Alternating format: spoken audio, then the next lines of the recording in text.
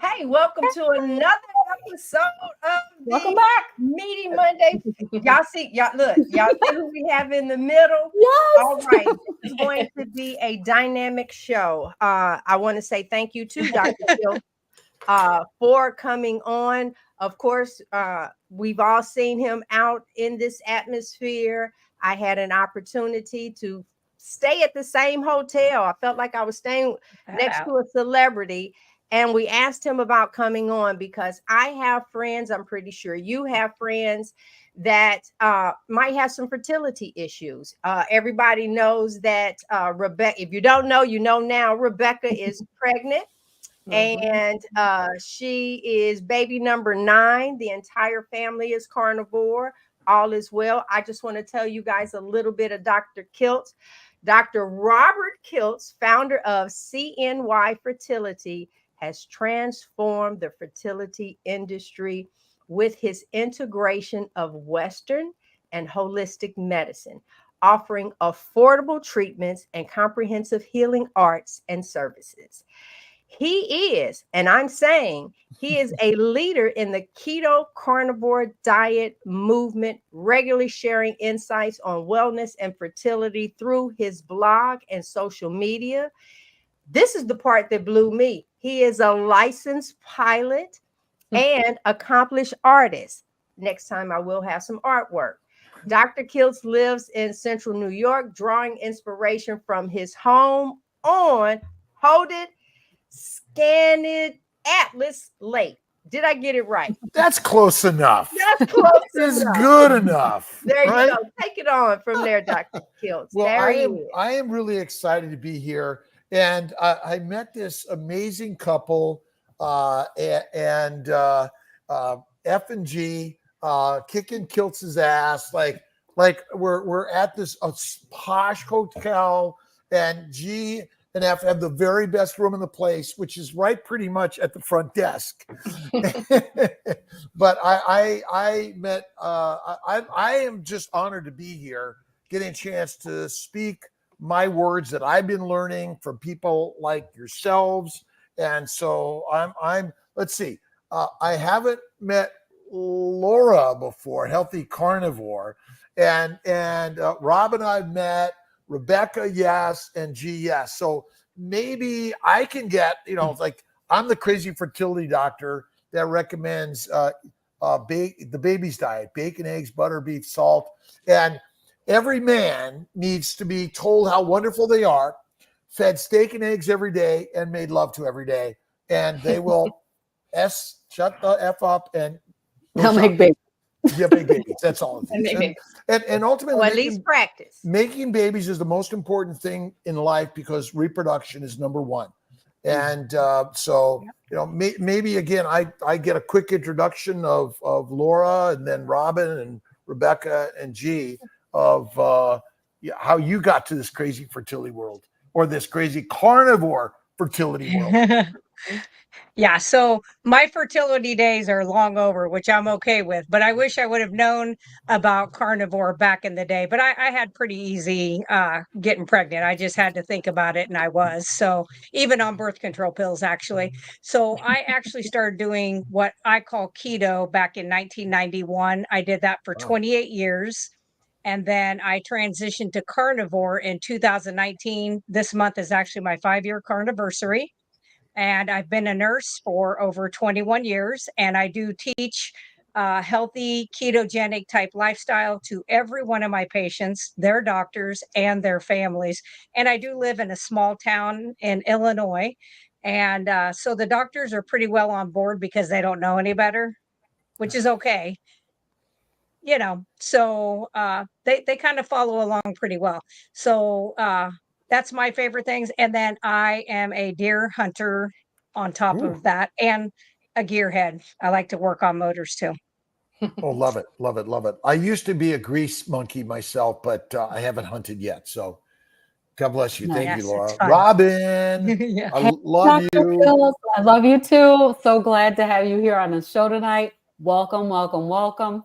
Always amazing to see you. My name is Robin Heron, and I am your carnivorous grandma. And I started my carnivore way of eating in February 22nd of 2023.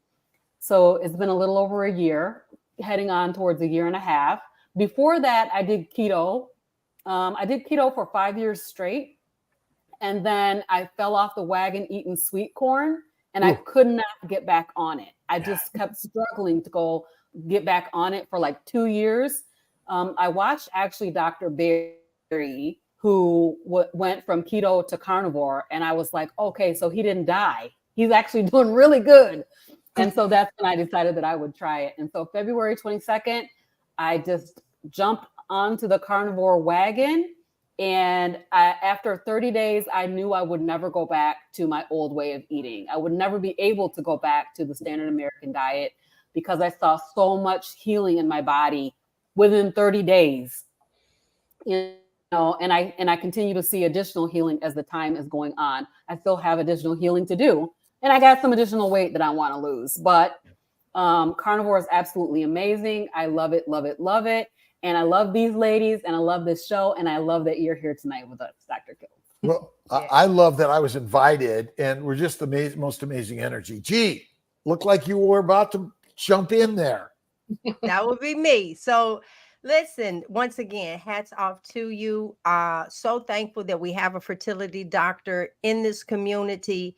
For Frederick and I, we are over a year carnivore, 370 something days. He normally keeps me up to date with the date.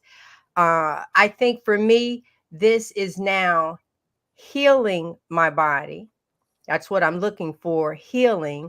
And my new thing is now I want to fuel my body versus feed my body. I woke up 135 pounds, and look, there's one of our babies. That's one of our carnivore babies. And there you go. I'm like you. I'm constantly learning. And I really wanted you on here because I have friends that are trying to get pregnant. Their kids are trying to get pregnant. They're having miscarriages. My heart is going out because then here I come saying, it's the food. It's the food. So I can't wait to hear from you this evening. And go ahead, Rebecca. Hey, Rebecca, how you doing? I'm good. It's so good to see you again. It's a pleasure to see you again. And your story is just like amazing. And you're a superstar, really, in the world, again, of reproduction, improving something that people are waiting for a study. But tell us a little bit about yourself. All right. So yesterday was Father's Day, which marks 2 years since I took my husband to the hospital thinking he was having a heart attack. He felt really weird. He couldn't get up. It just hurt. And so we went to the hospital. It turned out it wasn't his heart. It was his blood pressure, which was, I believe it was like 220 or 230 over like 150. And they were like, you're so lucky you didn't have a stroke. Like it's amazing. You're here and alive for the most part. And so that was his wake up call that we had to do something. And so we decided to do it as a family. And within about 2 days of that is when we decided to be carnivore. And our big secret was we decided we're Team Reese. It's all or nothing. It's going to be the whole family. Because for one, there'd be no way that we're going to have, dad just eating steaks and hamburgers and eggs while everybody else is still munching on like the Cheerios and and the Twizzlers or whatever. Like that was never going to work. But we just also took the approach that if this is really healthy and not just some sort of fad or some attempt to just dramatically lose weight or anything, that we really do believe it's the healthiest way to eat. There was no reason not to do it with our kids and to just really, we knew what we were eating was not good. It's just getting to the place where you make the commitment to really go all in. So that's 2 years for our family. And as I spoke with Dr. Kiltz before, I had my children and then I'd had some fertility issues and we didn't think I was going to have any more kids. And then about a year into carnivore, a little over a year now, I got pregnant out of the blue. So that is part of our journey as well. As out of the blue? out of the blue. It was a total surprise, Everybody asked me, don't you know where they come from? And I'm like, clearly, you know.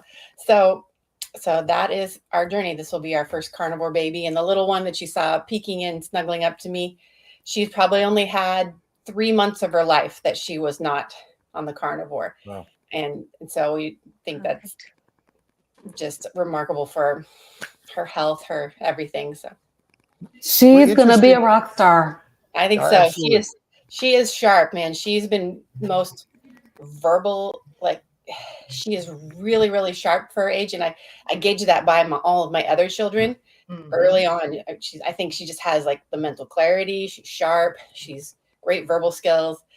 And, I think if her body's not been plagued by overwhelming amounts of sugar and carbohydrates like the others were at this age. So.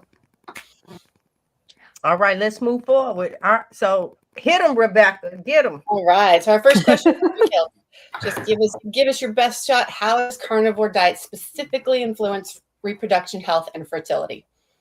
Well, the cause of infertility is the same as the cause of hypertension, diabetes, liver, lung, kidney disease, cancer, stroke, ALS, MS, dementia, Alzheimer's, suicidality, criminality, you name it, it's caused by inflammation. And I basically write about 5 major causes of inflammation. The first is plant sugars. So a plant-based diet is a high sugar diet, and that's the number one cause of inflammation and thus infertility. Number 2 is the plant chemicals. Estrogen, progesterone, testosterone, heroin, cocaine, marijuana, nicotine, caffeine are all plant chemicals that damage our reproductive system. And remember, the reproductive system is the most important thing because we're born to reproduce. And more and more and more men and women are suffering of reproductive disorders, PCOS, endometriosis, endometritis, uterine fibroids, adenomyosis, anovulation, not ovulating. And then their eggs are all trashed even before they start their menstrual cycles. And certainly more and more women are going through menopause at younger and younger ages. So ultimately, a combination of the plant sugars, the plant chemicals, the plant antigens, lectins, oxalate, phytates, and the fermentation of the plants in the gut. People don't realize that bacteria, yeast, and viruses love the plant-based diet. The microbes ferment. Fermentation makes alcohol. That means we're making alcohol in our gut. Our children are making alcohol in their gut, and they're just living on an alcohol blood level that I don't think any of us really understand. So the basic damage is happening to the ovaries, tubes, uterus, the prostate, testicles, and they're all being damaged. And that's the leading cause. And sugar is the leading cause of all disease. And I'm sorry, lettuce, kale, asparagus is all sugar. Isn't that something? It's deadly So for us. segment 1 is going to be about dietary insights for fertility. And my question to you is, can you explain the relationship between meal frequency and overall health outcomes, particularly in relation to fertility? Well, we eat too much food too frequently. That's one of our biggest problems. The gastrointestinal tract is one of the most sensitive organ systems of the body. It's lined with a sugar layer called the glycocalyx. The glycocalyx in the sugar layer is critical, just like the trees, the grass, and the plants out on the land. It's critical to protect the land and create the environment. And so because the sugar is damaged, it's causing leaky gut, which causes the transgression of the microbes and the other antigens into the body, and it's not protecting the body. So the more frequently you eat food, even as a carnivore, you're going to damage the glycobiome. And as you damage it, you erode the protective layer called the mucopolysaccharide or the glycocalyx layer, which is made of sugar. and it's causing basically the damage of the inside of what's going on within our body. And so I recommend 1 meal a day or less to allow the bowel to heal, to prevent the leaky gut, and improve our health and wellness. All right, who got the next question? Robin. I do. Yep. So here's the thing. I wanted to just say to Dr. Kiltz that when I first married my husband about 15 years ago, I was an older woman. I'm older than him. He and I wanted to have a baby. So I had my tubes untied to try to have a baby. I worked with a fertility specialist, and we really tried to have a baby, and we were not able to have a baby. And I think a lot of that has to do with the food that we were eating, right? So my question is, what are some of the biggest challenges people face when making significant dietary changes, and how can they overcome these challenges to improve fertility? So the role of the diet and the fertility and fertility treatments and how that can be effective. Well, once again, all disease is caused by the same thing. Being infertile, male and female, sperm and egg, embryo, and the implantation environment are all adversely affected by our diet. And our diet is like our religion, our politics, and our culture. You live it through thousands of years. We've been living this way of living and eating. And so changing these things is not like quick and easy, right? I'm Italian, I'm Christian, Catholic. I've had my political beliefs, and you're going to change it. Ain't happening very easily. The brain is meant to be very rigid and very difficult to change. So we live in a plant-based, lean meat, low animal fat diet and eating 3 to 6 meals a day. That's what we've been propped up to believe. And so changing it takes mindset, which is, I think, the most important part. That's why the conversation, listening and learning from others that are doing this is number one. You have to listen and learn from others that are doing this to get the way and listen. And then I love to watch the people cooking these foods or making these foods and preparing them. I used to watch Julia Child. I loved cooking. I'm Italian. My father loved to cook. My mother loved to cook. And so suddenly I'm eating steak and eggs pretty much every day. It's kind of boring. Yeah. But one thing I say, variety is deadly. So if you have boyfriends and girlfriends in the side of your partner, it's deadly and dangerous. So variety is no good. Boring in your diet and your relationship is the best way to a fertile life and making babies all day long. Awesome. Thank you, Dr. Kiltz. Hey, Laura. Yep. Hey, could you share some practical tips on meal planning for optimal fertility and overall wellness? Uh-oh, he's got a book. Well, it's really simple. See, my basic meal plan is bacon, eggs, butter, beef, Kiltz's ice cream, salt, and generally 1 meal a day. I mean, is it difficult? I mean, you cook a steak. I mean, basically, raw is the very best way to eat all of this, by the way, which is kind of crazy. Raw meat is healthier for you, and cooked vegetables are less harmful for you. But if you look at Pottinger's cats, you can look at our babies' diet. We have a new book called Babies for Babies, which happens to have some meal planning in it. Oh, nice. Amazon.com. And then, I mean, there are infinite books out there, but it really is the beauty of carnivore. It's like easy. There really is no meal planning. And the more you do the same, most animals eat the same thing every day. They're not saying I can't eat that today. And ultimately our GI tract is like a lion. And so lions are kind of like, where's the wildebeest? You know, they're not like saying, well, I can't eat that today. So again, look at our stuff online, look at Kiltz Mighty Tribe, but it's so simple. Bacon, eggs, butter, beef, babies for babies. And when you're pregnant, the same thing. When you're breastfeeding, the same thing. And when your baby's done breastfeeding, the same thing. Okay, awesome.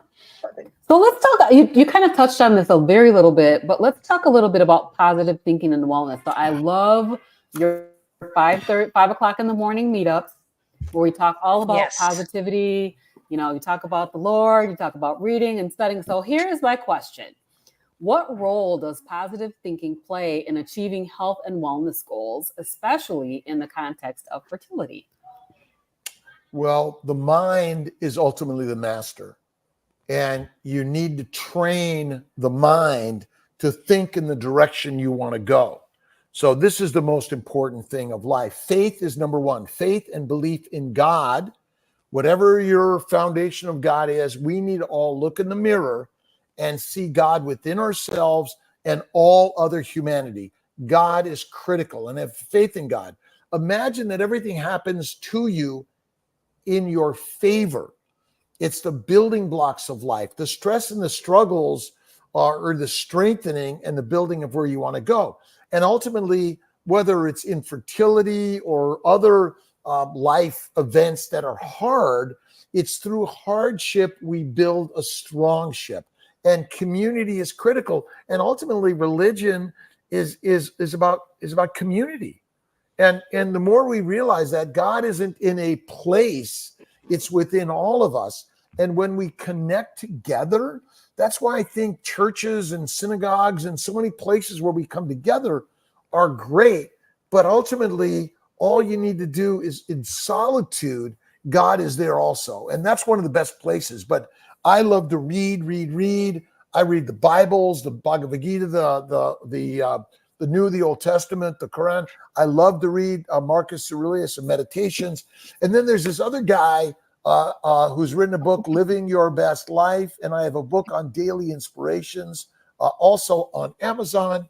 But again, that's why I love The Secret by Rhonda Byrne. All thoughts create all things. And ultimately, Jesus Christ and other prophets brought the word to our lives. And that's the most important thing, in my opinion. Yeah. Okay. So this number one question, drkiltz.com, we can find the links there for the books and everything, right? That's why I have that going across. This second segment that Robin just kicked off is talking about positive thinking and wellness. And my question to you is, how does mental health influence physical health and fertility? And what strategies can women use to maintain a positive mindset during their health journey? My sister Mary Ann had diabetes since age 4, and she died at 52. She had insulin dependent and really brittle diabetes for years. She lost her vision, her kidneys, her heart, and her life eventually.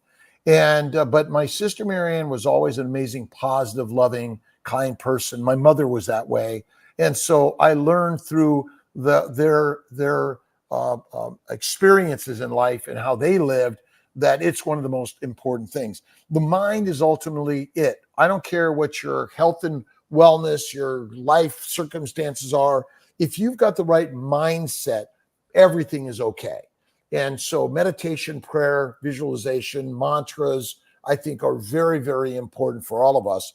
And so ultimately, think of the brain like your kidneys, your heart, your liver, your reproductive organs, like your joints. It's just another organ system that is actually damaged and inflamed secondary to plant-based low animal fat diet.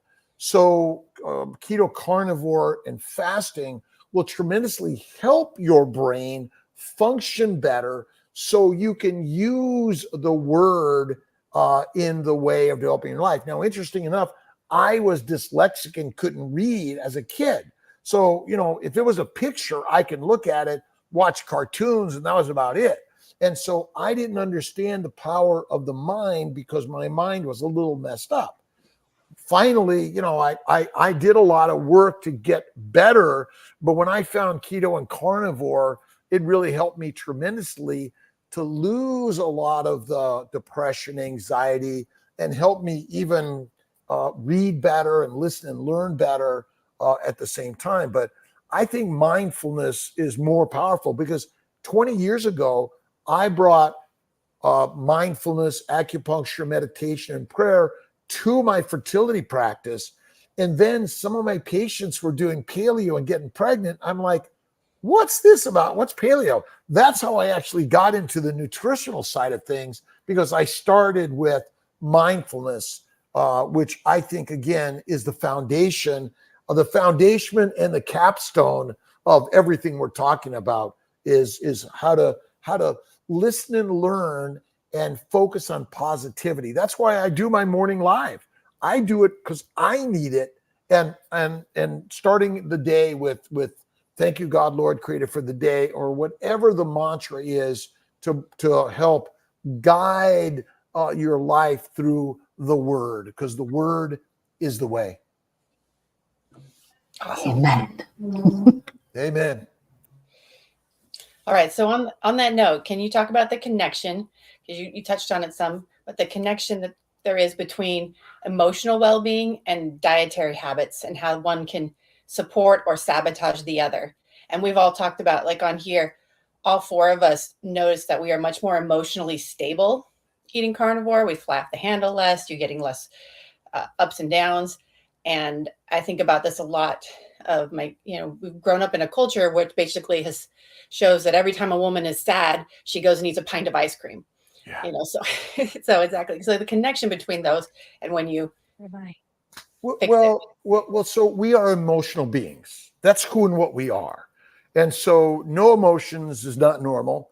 Excessive emotions is abnormal. So finding the sort of the balance and the key to this, that's really what this is all about. And so ultimately, meditation, mindfulness are critical. Cognitive therapy, where we're sort of, again, it's all back to the word. There's a really great books on the meme machine, the memes, what the thinking is.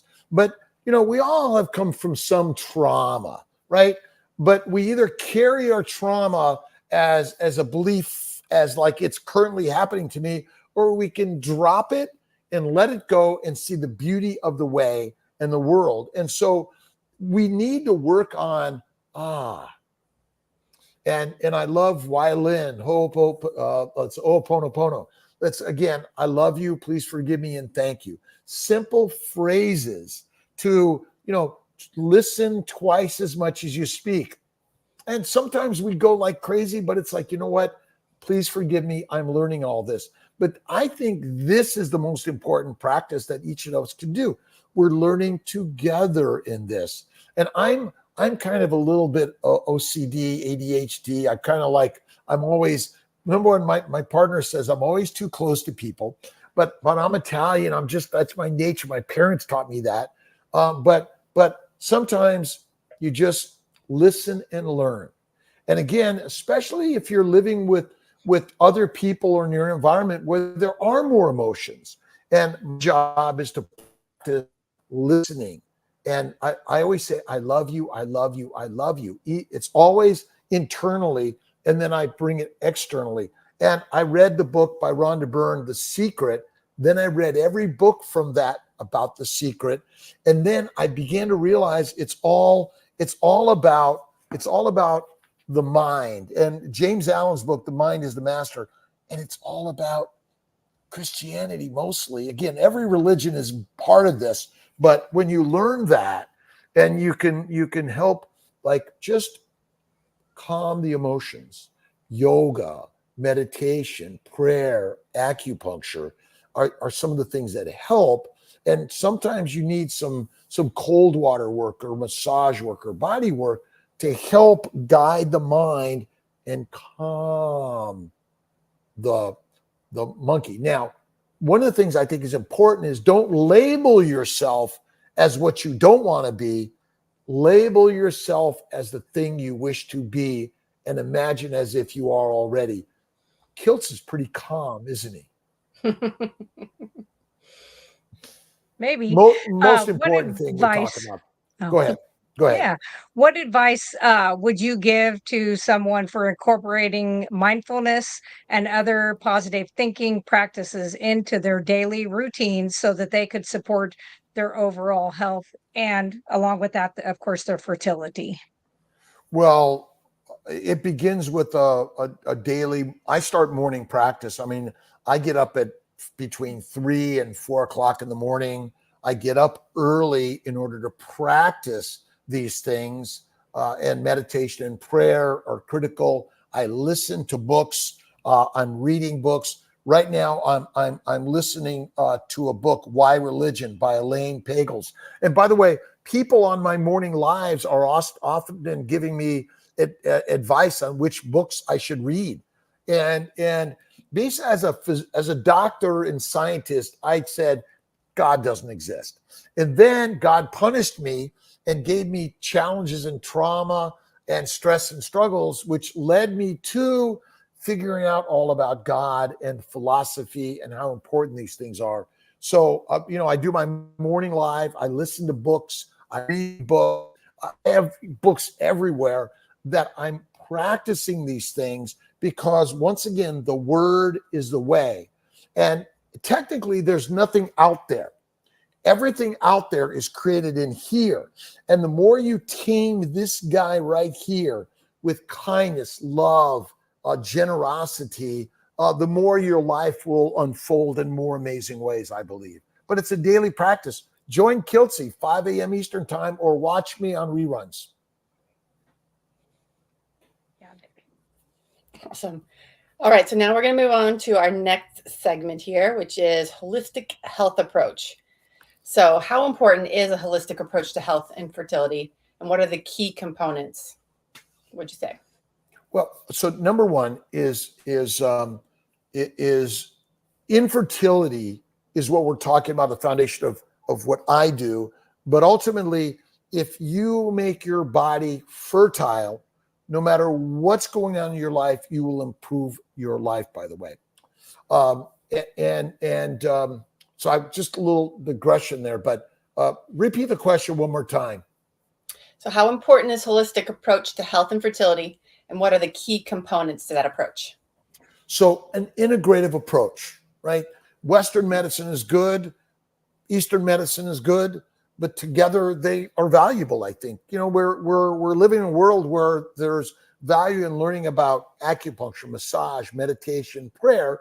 You might find one thing more valuable than another. Some people don't want to see a needle. I personally don't like people doing massage on me. You can do my hand massage, and that's about all I really like. And so we all have kind of our little preferences in all this. But acupuncture, so I'm not doing that. But once I did, it's like, wow, this is amazing.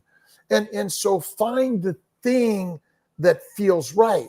But if you're feeling uneasy and you're afraid, in my opinion, that means you need to move in that direction. So that if I'm feeling it a little bit like, oh, this doesn't feel comfortable, that means I need to move there and do it and essentially give it a do so that I can learn, well, maybe this is something I've never experienced. I've heard, oh, it's terrible, but in fact, it was very valuable. This is why I do things like light therapy, cold therapy. I do a lot of meditation and prayer. I love walking meditation. I love all these things, but whether it's crystals or music, I love music also. And again, artwork, another modality of healing, walking. So, there are infinite things to do. I used to sew, crochet. My grandmother and mother taught me to do those things. I'm a crazy man. I used to take apart a car and rebuild it. I do pottery, painting. I used to do woodwork. I'm always want to try these things. And then painting and pottery I've stuck with more than anything. But all these things are integrating Eastern and Western practices, holistic, the whole approach. Western medicine, we're kind of taught that it doesn't work. Don't do it.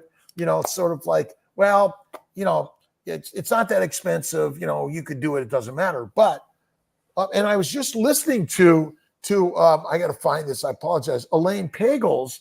And she was trying to get pregnant for the longest time. And then she went to this cleansing, sort of a meditative cleansing of her body. She's pregnant the next month. And I thought that was very interesting. So we have to be open to all the possibilities of healing that are available to the human experience. Exactly. Well, I was going to say, Awesome. It's like, how many couples do you know that tried for forever to get pregnant, couldn't, then they adopt a child, and then immediately get pregnant right after, which tells Oh, you it was not a Western medicine issue. It was something emotional, hormonal Mind. but yet there's still always some physiologic adverse effect that is affecting the egg sperm interaction, ovulation, sperm and egg function. I mean, there's just infinite things that we don't understand. The electromolecular environment and a thought creates electromolecular reaction. So I think they're all linked, but we just don't know how to explain them very well. But that's the mystery of the belief and faith in God. Things are mysterious, but they're really not. Awesome, Dr. Kiltz. So what are some common misconceptions related to fertility and diet that you often encounter, and how do you address them? Well, let's see. Cholesterol is bad. Fruits and vegetables are good, and diet has nothing to do with your reproductive system, right? And PCOS is very common, polycystic ovarian syndrome, which causes a lot of women not to ovulate and not to get pregnant. So I call it plant-caused ovarian sickness. So and you know, our push in this world as doctors, nutritionists, is more plants, less meat. And so, you know, I think the most important misconception is that fat is bad, and ultimately fat is the most important thing to eat. And being fat causes no disease, in my opinion, where we're telling everyone being obese is bad, which is not one bit. So these are, I think, the biggest misconceptions. That one is there's that plants and carbohydrates are necessary and good for us. Not one bit. They're completely not required in human diet. And so by simply going to a fatty meat diet, now carnivore is that fatty meat diet, but ketovore is a high fat, medium protein, low to no carbohydrates. And if you eat only one meal a day and add fat like butter, cream, that many women who are in the vegetarian world or the Mediterranean world can get pregnant and heal. So, you know, it isn't you have to be a carnivore, but I think is like the best thing you can do. But, you know, I think that obesity is the cause of disease. That's like, to me, the biggest misconception. Not one bit the cause of disease. The cause of disease is the diet we eat, which causes inflammation and dysfunction of our reproductive system. So I just want to ask a question about the difference between being obese and being inflamed, you know, because I think people are getting that mixed up, like looking at people that are overweight and heavy. So what's the difference? Well, it just happens that if you're overweight, you're more likely to have inflammation. But there are plenty of skinny people that are inflamed and infertile. And I had some pretty healthy friends that died of cancer. And a young son of one of my good friends has got cancer at 25 and healthy. So in fact, obesity is just a comorbidity, a relationship. If you're overweight, you got there because you overate likely carbohydrates, which led to inflammation. But plenty of overweight people are healthy and don't have inflammation and have plenty of babies. You know, there's a lot of discrimination in this medical community, especially in the fertility world, that women who are overweight must lose weight before they can get pregnant. We won't take care of you. And I'm like, well, but your friend's getting pregnant and she's as much or more than you are. Why do I tell you you can't have a baby? We're wrong. And so ultimately I was listening to, oh my God, it's going to come to me, but I'll come to you in a second. But basically that obesity causes no disease, and many animals, especially bears, if they're not fat enough, they gain 1,000 to 2,000 pounds before they're able to get pregnant. They cannot get pregnant. They fertilize an egg, but it does not implant. And they've got to hibernate for 6 to 8 months. What do they use for the fuel and building blocks for their baby? Fat. Only fat. Yeah. Fat, adipose tissue is where it's at, and obesity, again, causes no disease. And that's why I'm concerned about all these drugs and dissections to help people lose weight, when if they just learn, like, oh my God, keto and carnivore, faith and fasting is amazing. All right, G. Yep, There we go. We have a couple of more questions because we are in this last segment, and I want the viewers to know that I've set aside some of your questions and comments. And after these last couple of questions with Dr. Kiltz, we will get over to you guys. And if you want to put a QQQ in a question, I have them marked. So my last question to you, sir, because we're talking holistic health approach, and this is right up your alley. You shared with us how you come on in the mornings, and I'm going to have to log on with that. I am not kidding. I just catch you later on in the day. My question is, can you talk about the impact of stress on fertility and some effective ways to manage stress for better health outcomes? 50,000 years ago, we probably lived a more stressful life than we live today.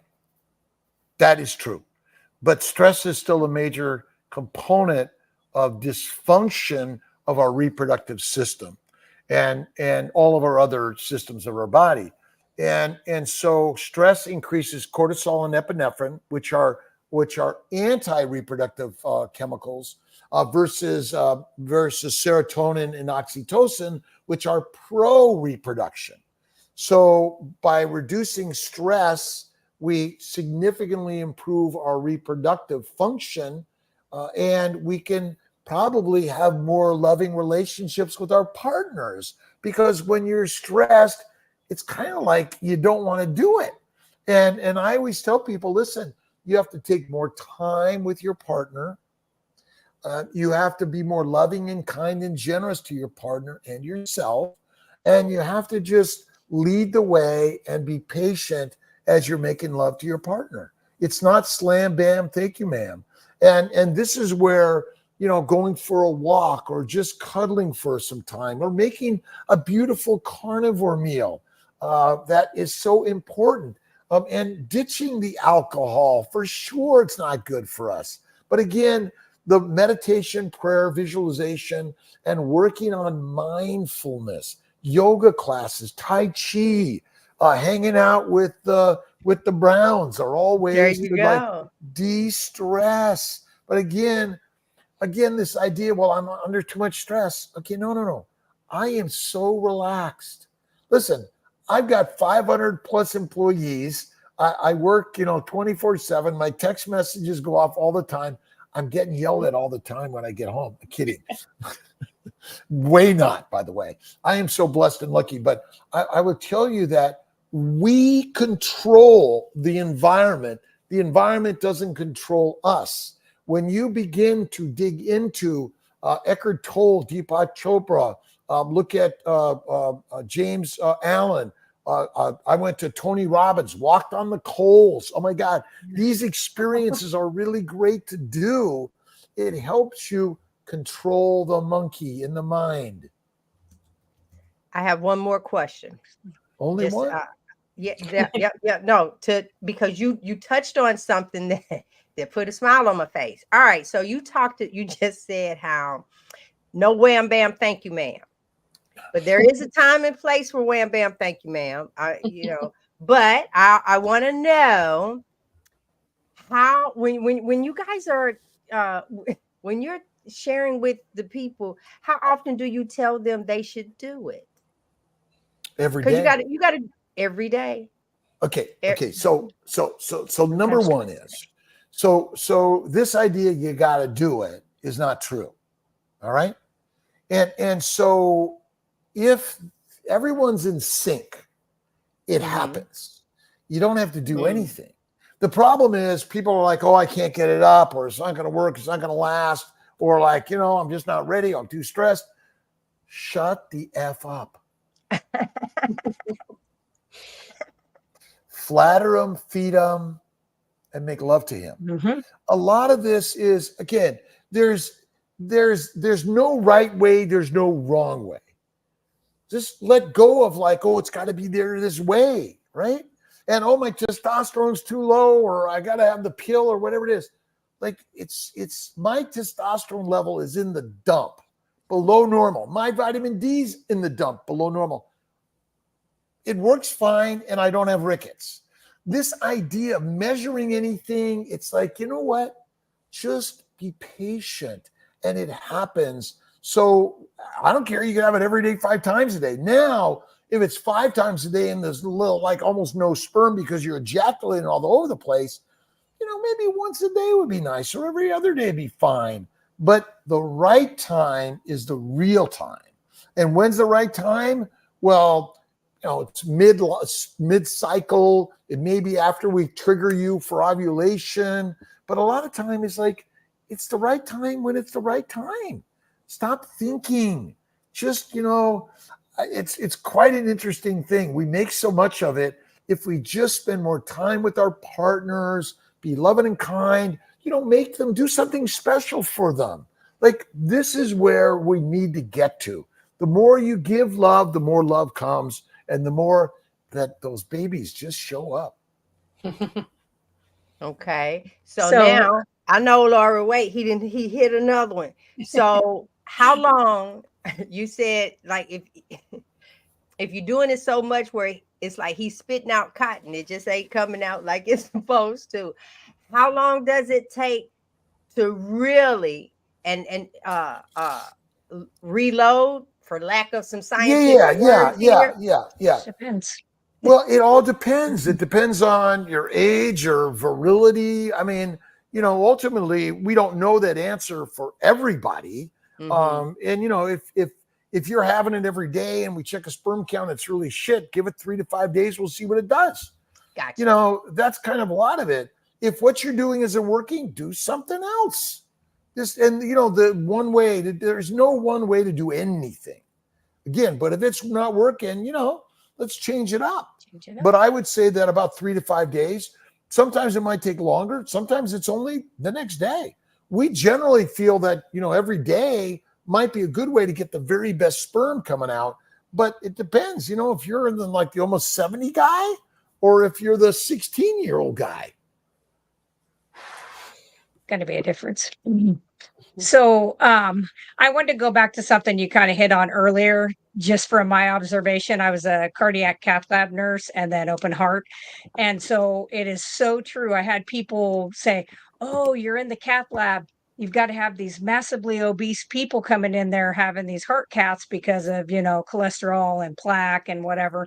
Same with open heart. And I was like, no, absolutely. It was the opposite. It was normal size looking people who had been on statins for 30 years, lots of vegetarians, hadn't had animal fat, and all of their arteries were clogged. Or like when we would open them up, we would see the fat around their organs. And we had a guy that his whole heart was wrapped. We had to do ultrasound to find his arteries because it was fat packed.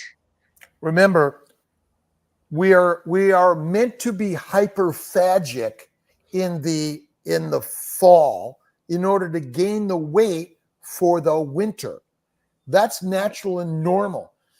Since food was only available in those late summer, fall times, it's time to build the fat. And so remember, when you eat fat, it says, oh, there's plenty of food. When you eat fat, it reduces inflammation in the gut, in the vessels all over your body. Eating fat is the most important thing to do here. When a cow eats fat, it dies. When we eat fat, we thrive. We're told not to eat fat. Our diets are full of plants and protein, which are 2 deadly diets.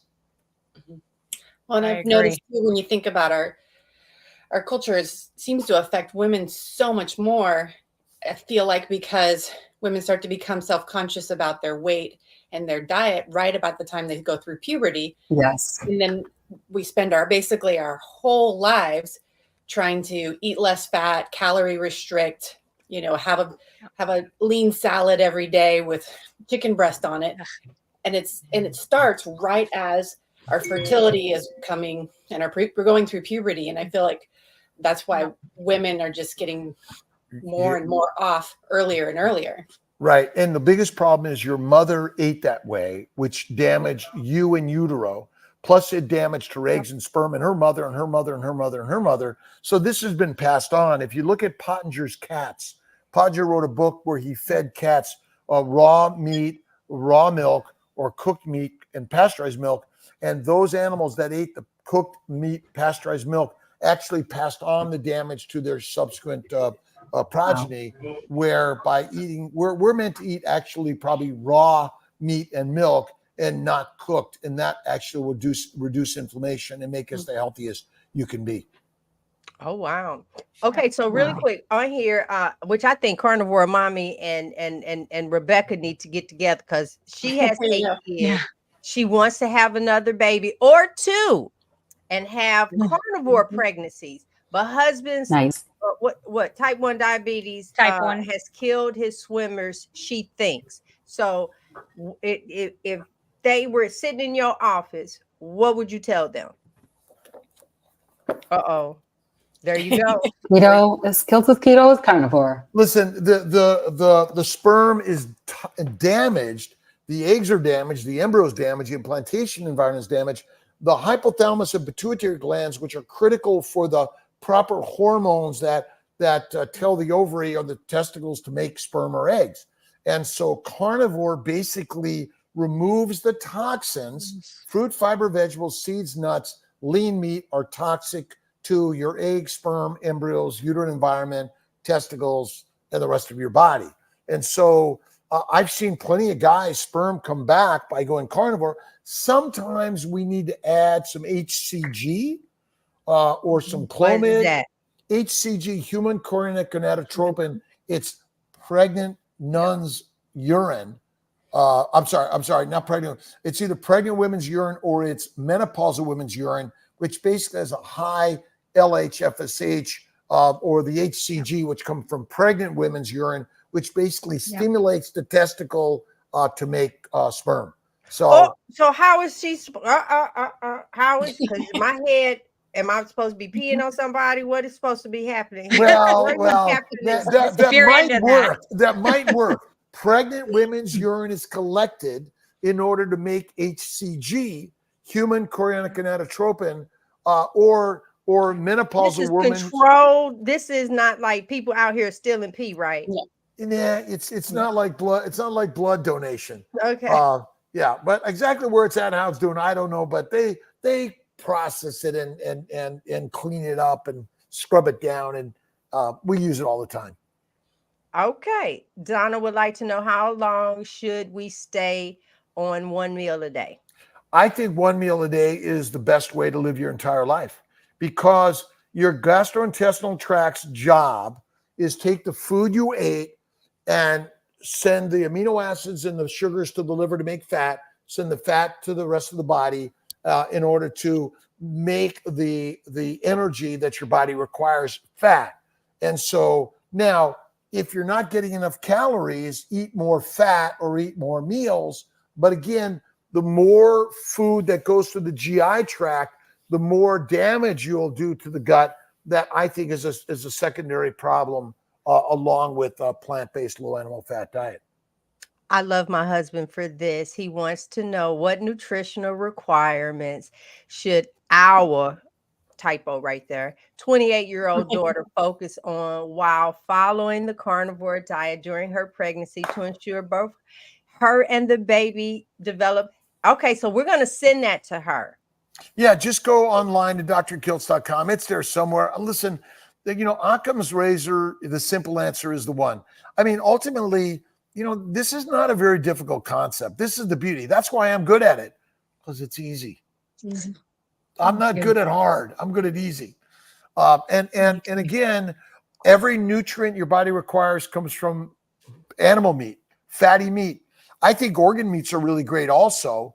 I do have a nutritional solution that I take every day. Yeah, made out of organ meats and liver supplement, which I think is great. But again, bacon, eggs, butter, beef, salt, typically one meal a day, but more fat is critical to eat because adipose tissue has every mineral, vitamin, building block of your body. That's our adipose tissue is it fixes everything. You know, you don't have to eat for weeks or months. What is adipose tissue, Dr. Kiltz, for? Fat. It's the stuff that hangs over the belt. It's the stuff that, Fat. you know, Love handles. love handles. I need you Yeah. to A speak good like booty, regular people. booty, belly, butt. It's all The there. BBBs. BBB, BBB. BBB. You know, again. No, I was going to say his second question to follow up. Now, our daughter has had the baby. We got a grandbaby. And now he wants to know the carnivore diet supports postpartum recovery and breastfeeding. If so, what adjustments or recommendations should she make? We right back at that. Okay, Frederick. All right. Go to drkiltz.com. Enjoy Kiltz's ice cream from time to time. Even if you want to put in a little honey or cane sugar or a little fruit. Listen, a little bit of sugar is not our problem. It's the constant consumption of sugar and the constant consumption of plants. We are not a grazing animal. We are a hunting animal. We're meant to hunt for our prey, gorge on the fatty meat, take a nap, make love, and go hunting again, which takes days and weeks in many cases. Okay. Can I ask a question real quick too? You Yeah. said something earlier about like the liver. Like I do eat organ meat, but I do not do that every single day just because my thinking is like my father was Cherokee Indian. They didn't get a hunt that was successful every single day. So that's not, I was doing that for a while. And actually my vitamin A got so high that my hair was falling out in handfuls. Yeah. You know, like we don't know that real answer, how much you should eat. I don't even really, it's not required to eat it, but I think it's one of those things that as a carnivore, you likely eat those things first. How often do you get the kill? You had to spread it around. Yeah. You know, so once or twice a week, a small amount, you don't need very much, Yeah. but every cell of the adipose tissue contains every mineral and vitamin your body requires. So that's why you want to eat more fat, and raw fat is better than cooked fat, because when you cook things, you denature the DNA, you change the structure, and you may make them less viable and valuable for your nutrition. You talking like raw fat that's on the steak? Oh, the best.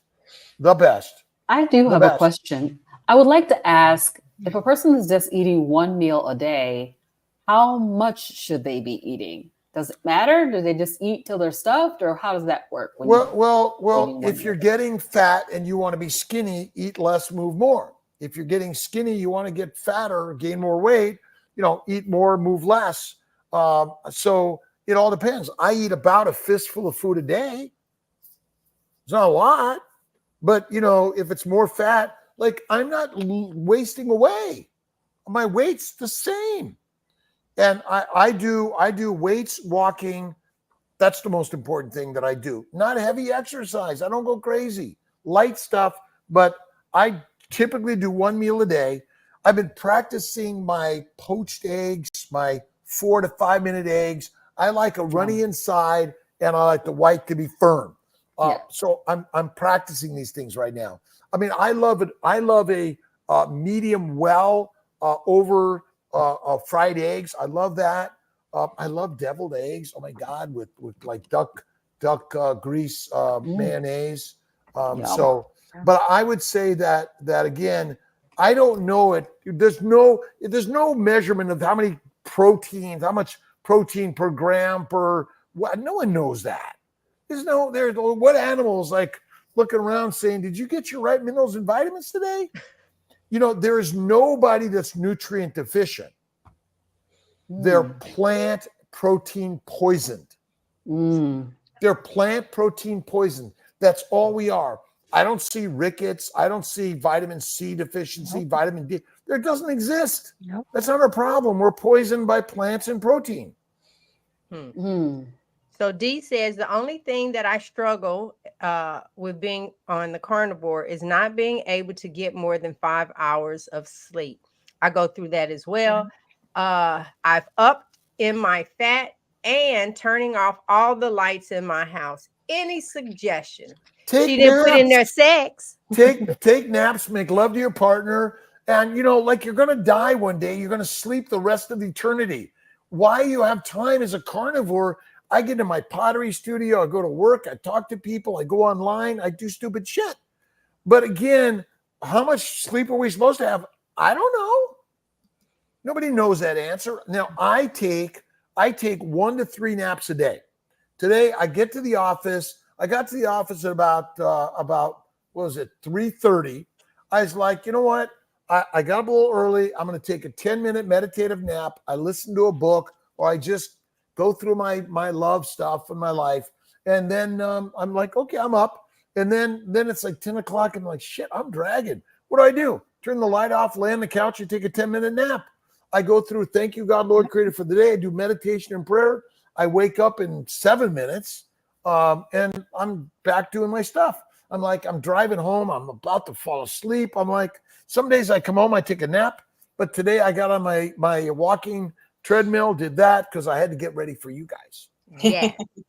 All right. So the last one that I have checked off, does lack of iodine have an effect on reproductive health for men and women? And I have an iodine story. Go ahead. Well, I don't know that answer because it's kind of like vitamin D. My vitamin D is low, but I don't have rickets. My testosterone low. So I don't know what that number really is.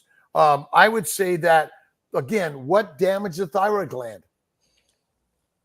Plants. Mm-hmm. And so we're not eating fatty meat. No one's eating raw fatty meat. So is there a lack of iodine? You better believe there is. But it's more, remember, goiters. A goiter is a damaged, enlarged tumor cystogenic thyroid gland that's either hyperthyroid or hypothyroid. Okay. Lettuce, tomatoes, kale, peanuts, wine, asparagus, you name it, Brussels sprouts, all the things we're told to eat damage your thyroid gland. Okay. So everyone's got a thyroid deficiency and iodine deficiency. But if you simply go to fatty meat, you probably need none of that, in my opinion. But again, we like to tell people, well, I do occasionally some Lugol's, but it's because it's there and my partner says, oh, maybe you need some of this. But like, I never touch it. And I sell supplements. I don't take them. I had that question for you too. I wanted to know, do you have me over here eating these organ meats and joking you not having them as well? Okay. No. Now, again, I eat liver. Me too. Okay. So, and while I was on vacation, I was popping down all that stuff. Okay. And so, but do we need them? No one's proven that. How do you feel? Again, like less is best.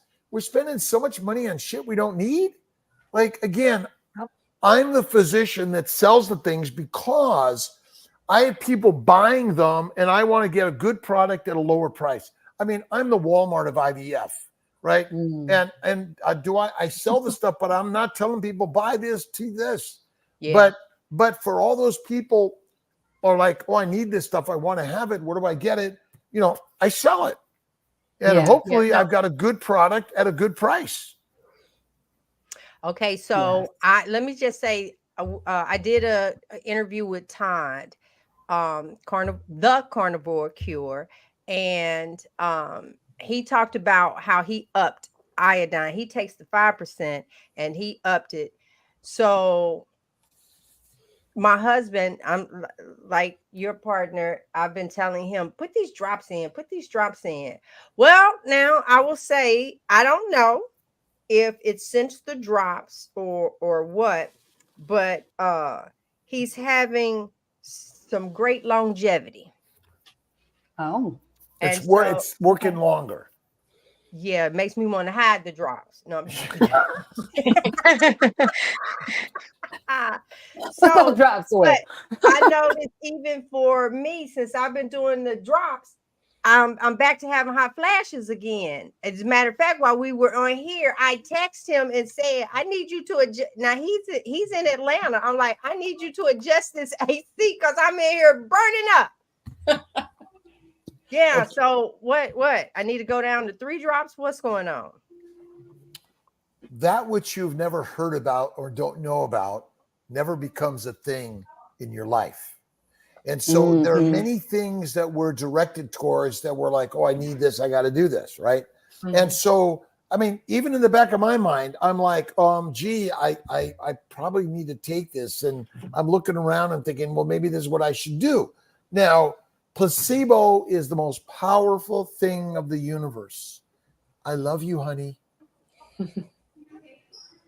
I love you more. I love you more. I love you right on. Those are all the things. But I don't know the answer. And I think that should be most of our answers. But is a little bit of Lugol's going to hurt you? Probably not. Probably not. Yeah. Okay. Todd said it changed his, made him see in deep color. I was like, okay. Yeah. Okay, I'm going to try it. I'm going to try it. Susan Hampton. Yeah, no, he has it in there. Anyone else have any questions? I just have to say how much you have. This is like the conversation that I want to have. I want to know certain things, and doggone it, yes. There you go. That's y'all know I'll be trying to find the right word. Yep. We should have had him do carnivore after dark. After dark. Yes. Yeah. We can always bring him back for that. No, wait a minute. A little bit more other stuff. Okay, so but look, I'm gonna need you to take 2-3 naps that day because the show don't come on till 8.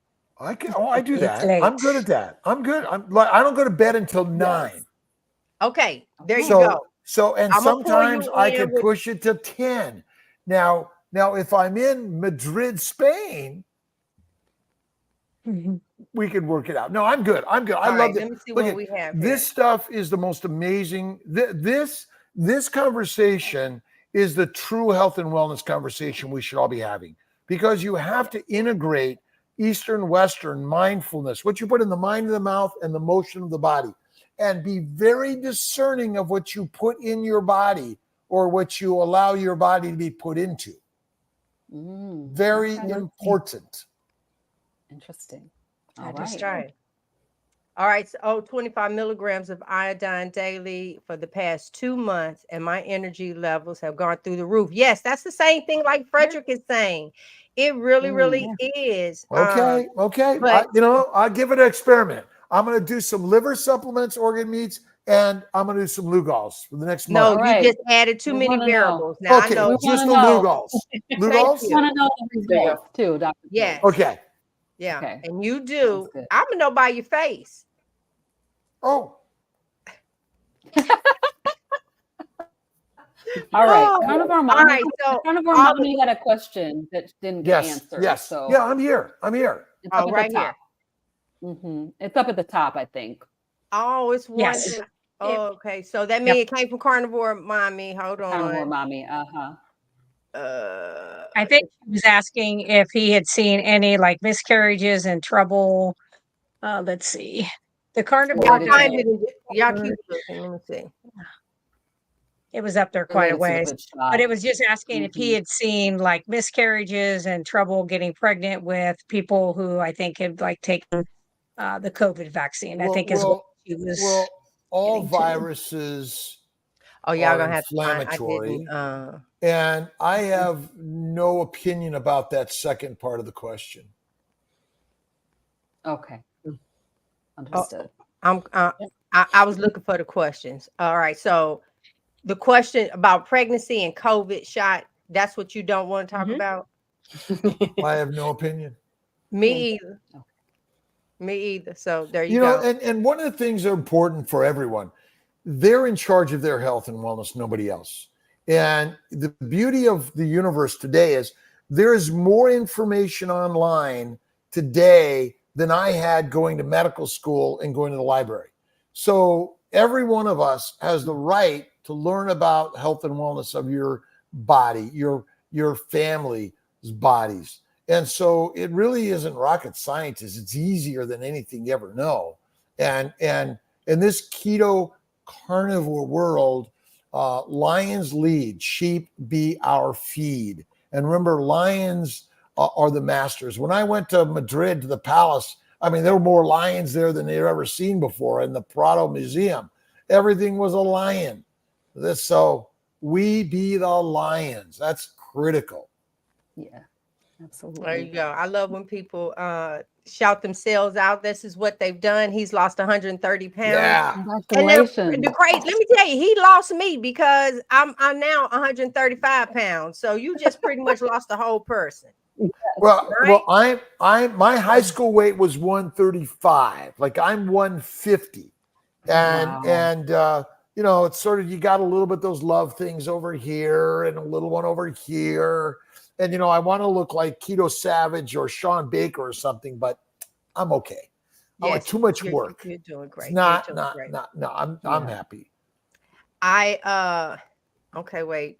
Now they're talking. He's All down right. 49 pounds. Awesome. Congratulations. Yeah. That's awesome. And my thing stopped clicking. But the important thing is, obviously, so many people are looking to lose weight, but really the motion here is about feeling healthy and well again, and not needing the drugs, the doctors, or the dissections. That's what the real critical part is, because a lot of people get frustrated because they're not losing all the weight. And again, skinny in a famine. And let me tell you, this is a crazy world right now, and people can't find food in many parts of the world. And if you're not fat, you're fertilizer fast. Yep. All right. Perfect. Say no longer sleep apnea, 63-year-old male. Congratulations. That's Hopefully, amazing. once Yes. again, we wanted to do this because we have a pregnant mom here. I'm not trying to have any babies, but I know people Me that neither. are. I just want to keep practicing on making babies. That's all I want to do, to get my Yes. practice game up, you know. Yeah. Stretch out. Get ready. There you go. So with that being said, I'll say again, thank you. And we will have you, if Yes. you don't mind. Listen, it's the Lioness Lifestyle. Once a month, we've been coming together and just really, you know, trying to help women in the carnivore space.